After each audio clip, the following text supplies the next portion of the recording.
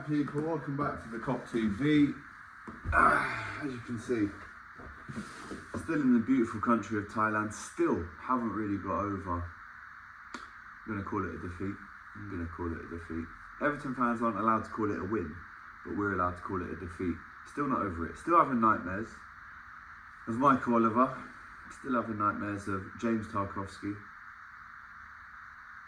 Still can't get my head around that one. And do you know what? It was one of the worst experiences of my life watching it in that conference room in this hotel.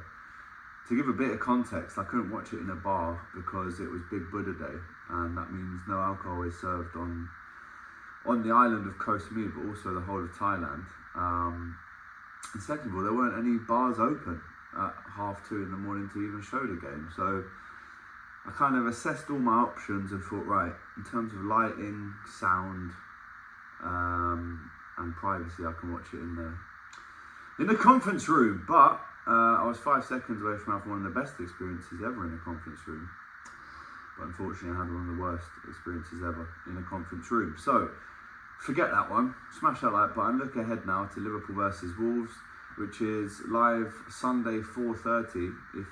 Sunday 2 o'clock if you're in the UK. For me, it's a 9 PM kickoff. And then it's Villa on Wednesday, I think. And for me, that's a 3 AM kickoff. So again, I'll probably be in another conference room for that one. But anyway, let's look ahead now to Liverpool versus Wolves. Liverpool have won 15 of their last 16 Premier League meetings with Wolves. We all know which the exception was. It was that 3-0 loss at Molineux in 2023, which was one of Klopp's low points, as you can see here. Wolves have lost 9 of their 10 Premier League games against Liverpool, with the exception being that 1-0 win in December 2010 under Mick McCarthy. I've actually spoken to Big Mick about that night. I think it was Stephen Ward who scored the goal. I'm pretty sure Mick McCarthy said, "Oh, it was fucking brilliant beating Liverpool like that. That fucking moaning bastard, Rafa Benitez, it fucking got." That's what he said. Wolves have lost all 7 of their Premier League away games against sides starting the day top of the table, which is interesting. Liverpool still top by 7 points. You know, Arsenal fans, it's like they didn't realise that we actually extended our lead the other night. Crazy, right? Liverpool have scored at least twice in each of their last 9 Premier League home games with 22 goals overall. The Reds last netted 2+ goals in more successive Anfield games without a single league season in 2013-14, a run of 14 from October till April that term. So, again, all the stats line up to face towards Liverpool. Wolves, as we know, 17th in the table, semi-likely to go down, but they do have a few more points on the board than Leicester, Ipswich and Southampton, but they do find themselves in a horrible position to be in. It's a real fight down there. Luckily for them now, unluckily for them, West Ham have pulled away, 88 points above them, Everton on 8 points above them as well. So they did win their last game though. Obviously we know back in January they did lose to Arsenal 1-0 at home. They then beat Aston Villa 2-0, which was a fantastic win.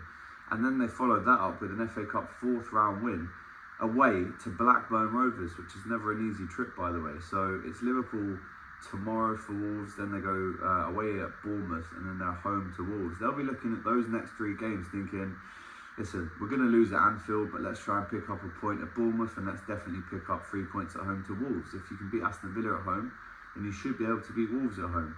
But at the minute, they're looking decent, with Mateus Cunha being their star man. Obviously, they've got Larson, who scored a few goals, Lamina, the captain now, João Gomes as well. And it looks like Liverpool are going to have a fairly full roster to choose from. Now let's go through that. It looks like the only omissions will be Joe Gomez, Tyler Morton, and it looks like, who was it the other day that got a knock? Cody Gakpo as well. And there was a press conference yesterday in which Arne Slot didn't really touch too much on the injuries, but he did speak about Curtis Jones' dismissal. He said, "I like a lot that he stands up for the team, for the fans. There's also other ways to do that. Maybe I will talk to him about that, but it's the same for me. I should have acted differently after the game as well. It's an emotional sport, and sometimes individuals, out of emotion, make the wrong decision. That's genuinely, definitely what I did. And we are sweating on the fitness of Cody Gakpo, who now has 16 goals in 35 games this season. We didn't really see it at the time. Well, there was a foul that he was on the end of, which didn't get given as a foul. So his fitness will now be assessed, but as we know, Joe Gomez is definitely going to be out. Tyler Morton unfortunately had shoulder surgery earlier this week, so he'll be out for some time. But if Gakpo isn't fit, then it looks like James McConnell will come in. Let's try and do a score lineup prediction for this one. Don't forget, fan cams outside the ground as always. Mario will be doing them. I'll be doing another matchday vlog here from Koh Samui. The next matchday vlog against Villa will be from Koh Phangan. So any Thai Reds out there that can, tell me a place to go and watch the game in Koh Phangan at 3 AM, do let me know. But let's try and put a lineup prediction together. I'll go Alisson in goal. I'll go. Trent did come back against Everton for the last kind of half an hour. Conor Bradley had a really good game, but again was kind of flirting with the line of being sent off, a bit like McAllister last week. So in that case, I will start Conor Bradley. I think just in terms of full match fitness, I'd stick in Conor. Ibu, Virgil, Robertson at the back with Alisson in goal. The midfield, I don't think there's going to be any changes for this one. I think Gravenberch, Szoboszlai and McAllister, fresh after scoring his first Merseyside derby goal, will start this game. Now, if Cody Gakpo isn't fit, the obvious and clear option is to go Luis Diaz on the left, Darwin Núñez for me through the middle. You want to stretch them, you want to hurry them, you want to make them make mistakes, you want to press them, and I think Darwin does that better than Diogo.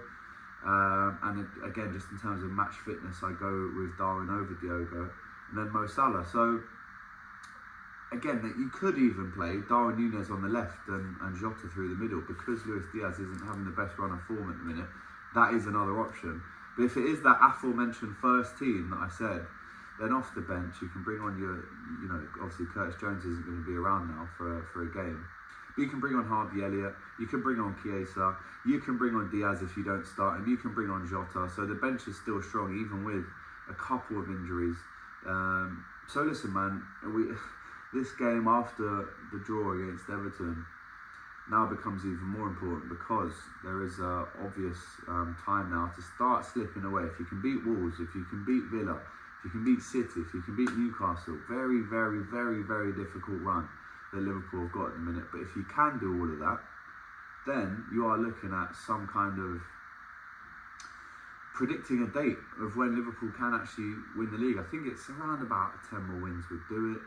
And Arsenal would have to be absolutely flawless in that time as well. And don't forget, Kai Havertz out now, injured for the rest of the season. I think their strikers now are, Sterling and Trossard and Martinelli, or is he injured? I think he's injured as well. So take advantage, Liverpool. I don't care how you win, just win. But I would like to see a bit of a more clean performance, concentration-wise.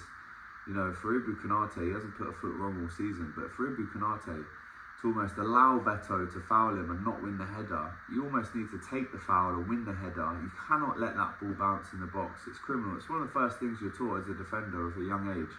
Never play it back across your goal, and do not let the ball bounce in the box. As soon as that ball bounced in the box, I thought, oh my God. And then obviously 2 seconds later, Tarkowski smashes it. So listen, the ref obviously wasn't in our favour for the Merseyside derby. I don't want to see Michael Oliver refereeing in any top Premier League games again. Gary Neville, for instance, saying, oh, he's the best we've got, he's the best in Europe. Where's the evidence of that? The evidence I can find shows me how he's one of the worst in Europe. You look at how he did Arsenal the other week against Wolves. I don't remember a top game that he's officiated where Liverpool have actually gone and won, or Arsenal have got the right decision. It always seems to be, and listen, I'm not going to talk about corruption, there's no point in doing that, but all I can say is the evidence is there. We've played 20 times under Michael Oliver, we've won 6 games. The Doku kick to the chest last season, he doesn't give the foul against Konate. The simple facts are he's a very, very poor referee. And I don't want to hear anyone, including Gary Neville, including all the other top pundits, saying how he's the best in the country, he's the best we've got. Absolute rubbish. He's one of the worst referees I've seen. And it's not just Liverpool, it's loads of other teams as well. So you won't get me here saying, oh, he's corrupt. The facts are, he's a shit ref. He did get paid by the UAE, and they're both facts. Whatever you want to make of that, you can make of that. But that is the facts. There's no emotion attached to it. That is the facts. He's a shit ref, and he's been paid by the Middle East. So I don't see how he has the integrity or the neutrality now, being a Newcastle fan as well. Not that that really matters, but he's been pictured in Newcastle shirts. He's the only referee I've ever seen pictured in an actual team shirt. But you cannot allow him to referee any of the top Man City games, the Arsenal games, the Liverpool games, the Chelsea games, etc. Anyway, my rant about him is over, but I don't want to see him ever referee a top Premier League game again. I think I mean, how many jobs can you make mistake after mistake after mistake and still get offered all the top jobs? And Dye kicks the floor, injures himself badly, and he gives a free kick. And Dye dives to get the free kick just before that, which leads to their goal. So these little things, they lead to big things. And if you can't deal with the big things, the big decisions, you're not fit enough. So anyway, I don't know who's refereeing on Saturday, but it's an Anfield Sunday 2 o'clock kickoff. Hopefully the sun will be shining. Mario will be in the Kop, so I'm not that worried about the game. But can't lie, watching it abroad, watching it in crazy time zones like Asia, Southeast Asia, it definitely gives me a newfound respect for fans out here across the world, not just here, but South America as well, Australia. These guys are getting up at ungodly hours. The other day I woke up at 2 and I was back in bed by 6 a.m. So God knows how these guys all over the world, these crazy Liverpool fans, watch games on a Tuesday or Wednesday and then they've got work. It's unbelievable. So it's given me a newfound love for worldwide Liverpool fans. It's given me respect for the ungodly hours that we wake up and watch these 11 men kicking around a football. It is unbelievable, really, when you think about it.